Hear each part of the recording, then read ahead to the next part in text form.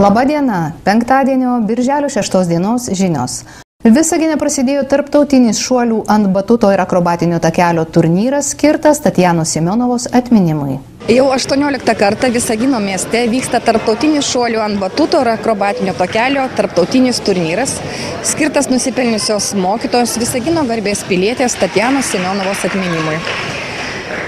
Į šias varžybas atvyko pas mus Kaliningradas, Magiliovas, Sankt Peterburgas, Ryga, mūsų pastovūs draugai, klaipėdiečiai, taip pat ir Visagino miesto sportininkai dalyvauja.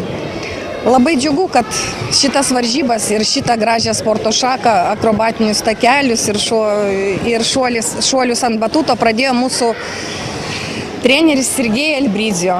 Taip pat aš didžiuojuosi, kad esu jo auklėtinė ir taip pat šokinėjau ant akrobatinio takelio. Kviečiu visus mūsų miesto gyventojus ateiti ir pasižiūrėti šitų gražių varžybų. Šeštadienį 11 val. Prasidės finalinės varžybos, maždaug 12:30 apdovanojimo ceremonija. O šiandien iškart po turnyro atidarymo prasidėjo vidutinio amžiaus grupės sportininkų varžybos.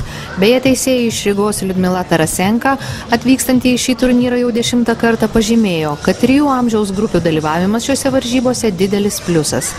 Teisėjų komandoje šiandien buvo ir štai koks likimas Tatjanos Semionovos anūkas Michailas Nazarenka. Jis gyvena ir dirba Anglijoje. Kažkada lankė mūsų akrobatikos mokyklą, dabar trumpam atvyko į Visaginą ir jam buvo pasiūlyta teisėjauti šiame turnyre.